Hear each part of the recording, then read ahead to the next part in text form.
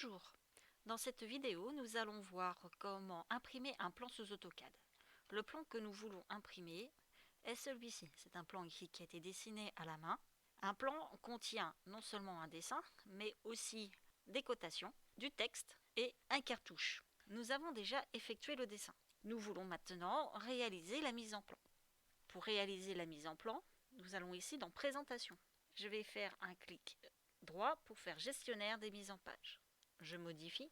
On va choisir comme traceur un traceur de type DWG to PDF. Ça veut dire que l'on va imprimer en PDF. Je vous conseille de prendre un ISO A4 étendu. Vous voyez que là, j'ai un format qui est un format paysage. Pour le style de tracé, ce qui est très important, c'est de choisir un style en soit grayscale, c'est-à-dire gamme de gris, soit monochrome. Nous allons prendre ici monochrome.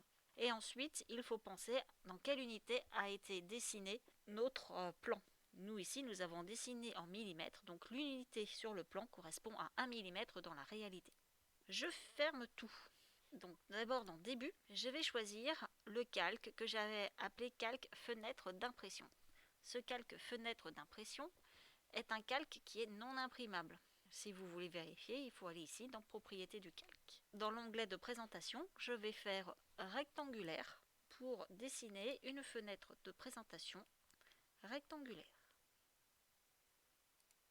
Nous avons donc ici notre plan qui est mis en place. Et si nous voulons que ce soit un plan, il va falloir rajouter le cartouche. Pour ça, nous allons aller dans Début. Nous allons choisir le bon calque, qui est le calque cartouche, qui est en couleur noire. Si ce calque n'existe pas, il va falloir le créer. Un cartouche se met toujours dans l'espace papier. Vous voyez ici, c'est indiqué espace papier, c'est-à-dire que le cartouche se met toujours dans la mise en plan et jamais sur le dessin en lui-même. Donc je vais insérer un cartouche et je vais insérer le cartouche que j'ai précédemment créé en forme de bloc. Je vais aller dans Insertion, Insérer. Il apparaît ici. S'il n'apparaît pas, vous faites plus d'options. Vous allez le chercher dans vos documents. Donc moi, il est ici, cartouche. Il est noir, puisqu'en fait, je n'ai rien dans le dessin, mais le bloc est bien enregistré. Vous faites OK, et ensuite vous recommencez, insérer cartouche avec cadre. Il demande alors le point d'insertion. Nous, le point d'insertion, on va le mettre de façon à respecter les distances. Les pointillés représentent les zones d'impression. Et il va falloir que je renseigne les données de mon cartouche. Donc en titre, je vais marquer cons 1, pièce 3D à dessiner. Je garde mes initiales pour le dessinateur. J'ai la date, c'est la première version. Pour l'échelle du tracé, nous verrons un petit peu plus tard et j'ai bien tout dessiné en millimètres. Ok. Vous voyez qu'on a beaucoup d'espace. Il va falloir voir l'échelle et pour pouvoir voir l'échelle, on double-clique à l'intérieur du cadre jaune et vous voyez qu'en bas, on passe dans ce qu'on appelle l'espace objet. J'ai ici l'échelle qui s'affiche et je vais essayer en échelle 1,1. En échelle 1,1, c'est quelque chose qui est lisible. Par contre, vous voyez que je ne peux pas tout mettre. Si je me mets en échelle 1,5, là, j'ai beaucoup de blanc, il va donc falloir que j'optimise. Donc je vais me mettre en échelle 1,1 et je vais commencer par placer ma première vue. Donc ma première vue, elle est ici. Et je vais redimensionner le cadre de façon à ce qu'il soit le plus près possible de ma vue actuelle. Ensuite, je vais le copier et je vais double-cliquer à l'intérieur pour aller chercher les autres vues. Bien sûr, il va falloir aligner les axes, sinon ça ne marchera pas. Je vais faire pareil avec la vue de gauche. Sur cette vue de gauche, je vais augmenter le cadre pour pouvoir voir toutes mes cotations et je vais diminuer la taille du cadre pour être le plus près possible de mon objet. Je fais une copie et je vais aller chercher la coupe. Voilà, j'ai optimisé ainsi ma mise en plan. Maintenant, il va falloir que je rajoute du texte. Pour ça, je vais aller dans l'onglet début. J'ai dit que le texte, je le mettais en vert.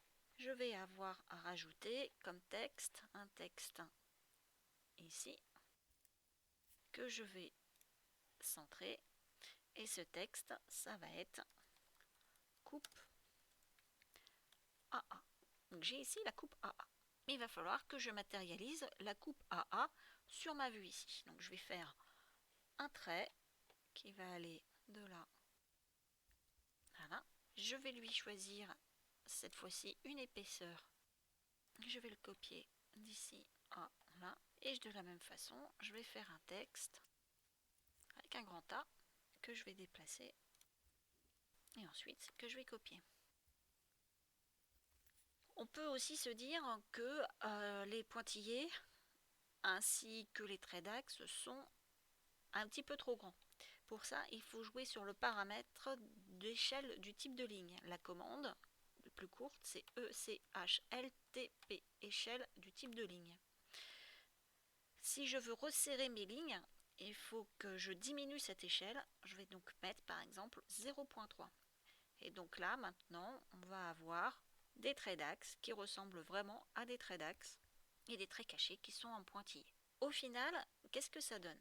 Pour voir ce que ça donne, je clique ici, je vois si aperçu du tracé est activé. S'il n'est pas activé, je l'active et je fais un aperçu du tracé. Vous voyez que mon cadre en haut n'est pas du tout dessiné. Je vais donc changer dans le gestionnaire des mises en page en faisant un clic droit. Je modifie et je vais mettre un ISO full bleed, c'est-à-dire quelque chose sans marge. Et je regarde ce que ça donne. Voilà, j'ai maintenant mon plan qui est en monochrome, donc complètement imprimable avec un cartouche. Il faut que je modifie l'échelle. Pour pouvoir modifier l'échelle, je double-clique sur le cartouche. Je vais ici dans échelle et je lui dis que c'est du 1-1. Ok, j'avais un plan comme ça dessiné à la main. Voici maintenant le plan réalisé sur AutoCAD.